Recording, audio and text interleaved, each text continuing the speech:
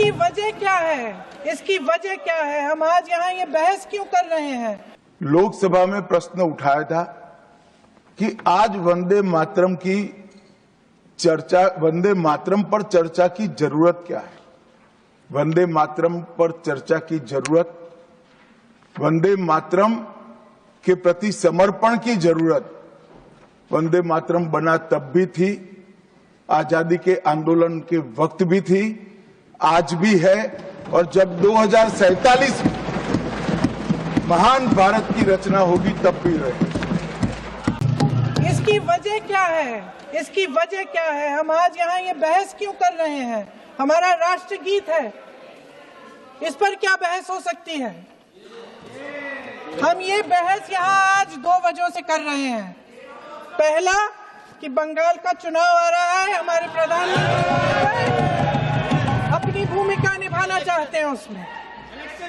और दूसरी वजह ये है, ये मकसद है, पुरानी मकसद इनकी अध्यक्ष महोदय, कि जिन्होंने स्वतंत्रता की लड़ाई लड़ी, जिन्होंने देश के लिए बड़ी बड़ी कुर्बानियां दी, उन पर सरकार नए आरोप लादने का मौका चाहती है। देश का ध्यान फिर से जनता के ज्वलंत मुद्दों से भटकाना चाहती है। यही एक मकसद है आपका। कल कुछ सदस्यों ने लोकसभा में प्रश्न उठाया था कि आज वंदे मातरम की चर्चा, वंदे मातरम पर चर्चा की जरूरत क्या है? महोदय, वंदे मातरम पर चर्चा की जरूरत, वंदे मातरम के प्रति समर्पण की जरूरत वंदे मातरम बना तब भी थी, आजादी के आंदोलन के वक्त भी थी, आज भी है, और जब 2047 महान भारत की रचना होगी तब भी रहे।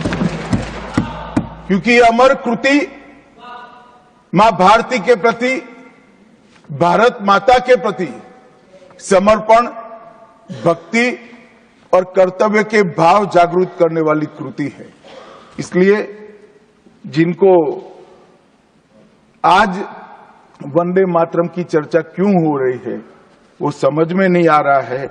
मुझे लगता है कि उन्होंने नए सिरे से अपनी समझ पर ही सोचने की जरूरत है। कुछ लोगों को इसमें दिखता है कि बंगाल में चुनाव आने वाला है, इसलिए वंदे मातरम की चर्चा हो रही है। वो वंदे मातरम के महिमा मंडन को बंगाल के चुनाव के साथ जोड़कर कम करना चाहते हैं।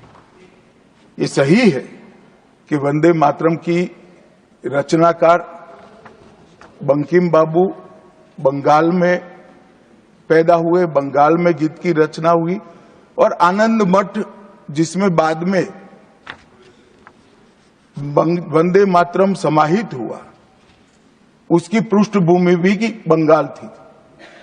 मगर जब वंदे मातरम का प्रकटीकरण हुआ, वंदे मातरम बंगाल तक सीमित नहीं रहा था, देश तक भी सीमित नहीं रहा था।